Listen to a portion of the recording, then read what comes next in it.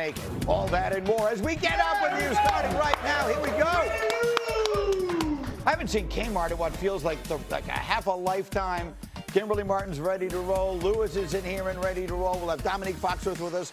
Full hoops with Shanae and McMahon on the way. Jam-packed get up. Let's start by running the hurry up following a very significant news day around the NFL yesterday. Kmart had started with the Colts placing the transition tag on Daniel Jones. That's a $37.8 million one-year tender that will allow the team to match any offer sheet that Jones might sign with any other team. This is a player who, of course, tore his Achilles in early December. What impact did that have, Kmart, on the way this all played out? I mean, from a leverage standpoint, this is a guy who's coming off an injury. He's not going to be ready for the start of the season. And so you're looking at the Colts who, before the injury, Daniel Jones was balling. And now a lot of teams, if he had hit free agency, or the Colts would have said, this is our guy for sure. Now they're going to run the risk. They put the transition tag on him and hope that he comes back. But this is a team that had really high hopes with this guy. What is your sense here, Lewis, of the possibility? Again, the transition tag, right, is different from the franchise tag. Mm-hmm. It leaves the door open if there's another team out there that's really interested. Should we expect another team out there to come make a play for him? I think what the Colts are telling you is that they don't necessarily expect the market to be that strong. Right. Because they're saying, hey, look, you know what? If you can go out and set the market a little bit higher than maybe what we anticipate it being, we hold the right of first refusal. Let's go ahead and match that offer. But we're going to save some money here by not putting the franchise tag on you. We're going to bet on maybe the fact that you're probably not going to be ready. The market isn't going to be that strong. We're going to get you at a price that maybe we like. They're kind of setting the floor right now as far as where they probably view him from a long-term contract standpoint. They don't view him as a $48, $49, $50 million a year quarterback. That's clear. Otherwise, you would have put the franchise tag on him. Or you would have been trying – I mean, you're still trying to negotiate a long-term deal anyway. What if another team came in and said, we're going to pay him a ton of money? We're going to pay this guy like he's our core. Because candidly, he's better. He proved himself last year in the 10 or 12, whatever it is, games that he played. Mm-hmm. He proved himself better than at least a third, if not more, of the starting quarterbacks in the league. Then Chris Ballard has a decision to make, yeah, whether or not he wants to go ahead and match that. I mean, right now, though, they're obviously hedging their bets. Clearly. Nick, this is a tough business, man. There he is out there. First of all, he plays the first half of the season like he's the MVP of the league. Then he's got a broken bone in his leg. He's out there playing on it, trying to tough it out for his team, winds up tearing his Achilles, and now they say, well, we can save $8 million by putting the transition tag rather than the franchise tag on you, so that's what we're going to do. I get it. That's the business we have chosen, but, man, that's a rough business.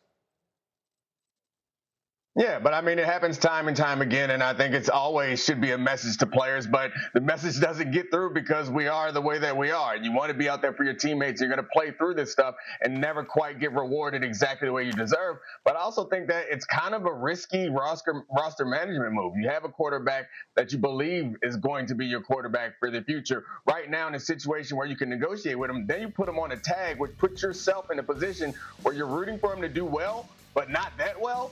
Because if he just balls out for the entire season next year, then you are stuck in a position of paying Daniel Jones, who you don't believe to be a top-of-the-league quarterback money. So it's always weird when you put a franchise tag. I remember with Dak Prescott, they kept doing it, and we're like, eventually you're just going to have to pay the guy. Understand that this isn't Dak Prescott, but it doesn't matter. If he plays really well next year, you have no leverage. You're going to have to pay him as much as he asked for, whereas right now you could probably get away with 25, 30, 35 a year. Yeah, he's going to be the next Kirk Cousins. He's going to be the next guy we look up one day and we're like, you realize he's made more money in the last 6 years than any other quarterback in the NFL, and no one will have seen it coming. We move on as we run through the moves of yesterday. The Jets put the franchise tag on running back Breece Hall. Lewis, give me a quick thought on this. Not really a whole lot to be said about it. He's probably the best or second best player on what was a very bad team last year. Quick thought. Yeah, and he's a very good running back. He's one of the best dual threat running backs in the league, Greeny, as far as when you're looking at average per carry, his rushing yardage total, and in particular his receiving total. It has continued to ramp up. He's one of those three-down backs that is in the prime of his career, just 25, 26 years old. Look, you don't let these kind of guys walk out the door. You just don't. And he is a home run hitter. I think this is a smart move for them. And that's exactly why they put the non-exclusive on him, because they understand there's a market for him. And if some team comes in and says, we want you, the Jets are going to walk away with 2 first-round picks, which is just exorbitant for a running back. So they know they've got Breece right where they want him. And, Nick, you had a quick thought on this one for me as well. Yeah, I mean, it doesn't make quite that much sense to me. I understand you want to hold on to a good player, but we all know that you want to get add a running back to a team that's just at the brink, that's about to be there. That's when you hold on to your top tier running back. Committing to Breece Hall, I think, for one season doesn't make as much sense as committing to him for a longer term when you think that you're actually going to be competitive, or potentially signing and trading or letting him walk. So that's what's confusing to me is right now we know the Jets aren't going to win the championship right now. So why would you just hold on to a player just for one season when you don't feel like this is going to be the season where you make that leap? This doesn't necessarily mean it's just one season. They have time to they're sign going to him continue until July 15th. They can sign him long term. Yeah.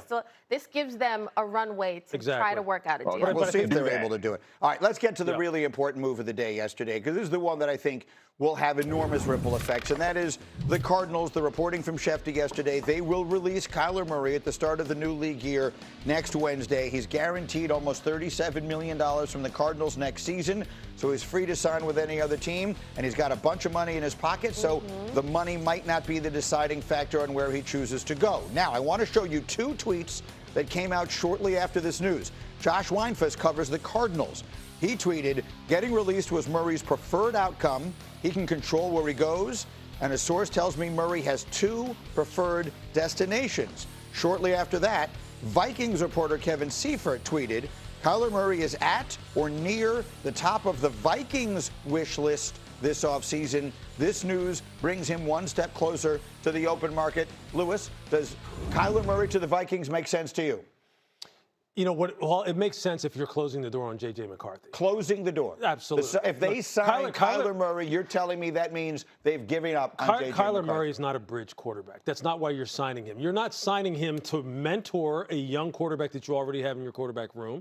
You're not signing him because he's plus 30 years old and or you feel as though he's near the end of his career. Kyler Murray has said himself, and I think we can all objectively say this is a guy who still has a ton of runway left in his career, provided he can stay healthy. So that's number two.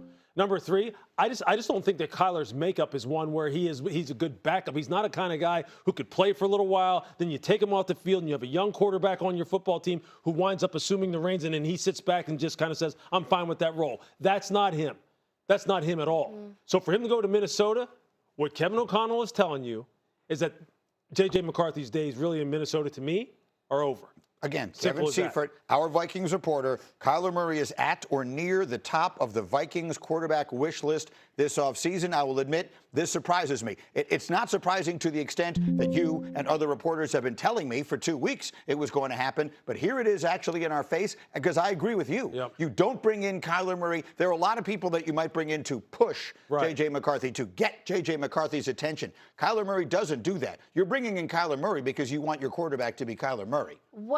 Coming out of the combine, in talks that I've had all last season and through Indy last week, I actually was surprised by the feedback about McCarthy from the standpoint of like he's just got to grow up. Like he's got to grow up. He's got to, like, football's got to be it. Like he's got to focus.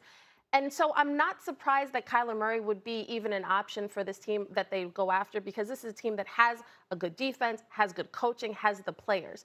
But I think, honestly, J.J. McCarthy, if Kyler Murray walks in the door, that's your moment to say, all right, like, time's up. Like, I had this opportunity, and I've blown it to this point. But like you said, Lewis, Kyler has to stay healthy. Yeah. This doesn't have to be the end of J.J. McCarthy in Minnesota. Indeed, if indeed it happens. Nick, let me get a thought from you here. Kyler Murray, because there's such mixed opinion on him. There are two obvious things that can be said about Kyler Murray, and they are both true. One, he's got enormous talent. There's no question about his talent, his explosiveness, and the moments of brilliance that we have seen. We showed some of them yesterday with Schrager. He did these 5 plays.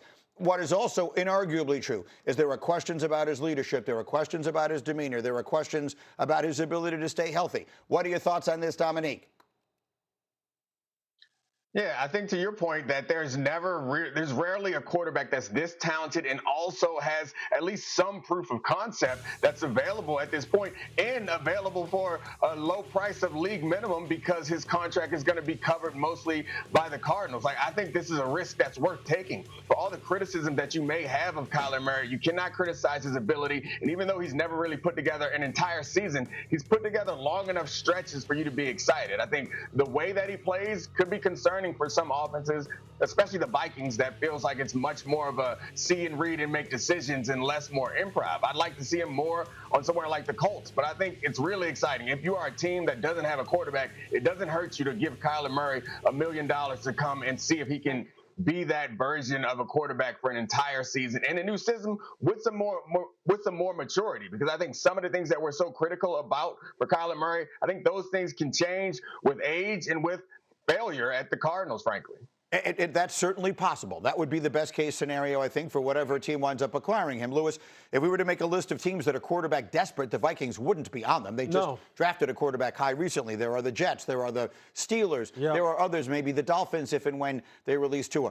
Do you expect some of those teams? We heard the tweet that said that he's got a list of 2 teams that particularly interest him. We don't know if Minnesota is one of those teams. Do you expect the quarterback-needy teams to be coming to him with big contract offers, something much more substantial? Absolutely. I absolutely do. Because of all the reasons that we just laid out, because of the fact that he still is only 28 years old. He still is, when healthy, and I understand. But look, teams, because of the quarterback position is always a supply-demand-driven market. The supply never really meets the demand anyway. You know that there are going to be teams that are going to extend themselves to try and get this young man if the need is that desperate. It is desperate in New York. It is desperate, quite honestly, I believe still in Pittsburgh, regardless of what Aaron Rodgers decides to do. They need to find a longer-term option, not a year-to-year option in Pittsburgh, and Kyler can give you that. So, yeah, I do think that those teams will still be in the market right here. Minnesota's just interesting to me. Because I'm just telling you, Kyler's looking for a home, not a place to just stop over for a year or two. And you have to know that going in, and you're going to negotiate and talk to him accordingly. And for JJ, that to me dispels the end to me. It just spells the end if he goes there. If that winds up happening, should we expect this to happen fast? League year starts. Legal tampering, which once again, I throw this out every single season, my pet peeve. There's no such thing as legal tampering. If it's legal, it's not tampering. So for all that, I'm going to call it what it is. Free agency starts Monday. Should we expect news on Kyler Murray quick? I would think so, especially if you're a team like the Jets. The first domino has to be quarterback. Otherwise, you have no idea what the rest of your draft and free agency plans look like. So I would think quarterback is the main piece for a lot of these teams. I was living in a world yesterday where all of a sudden I'm inundated with people telling me the Jets are going to trade all 5 of their first-round picks to move up and get Fernando Mendoza. That's not a world I want to live in. Coming up, a star pass rusher says bye-bye Burrow.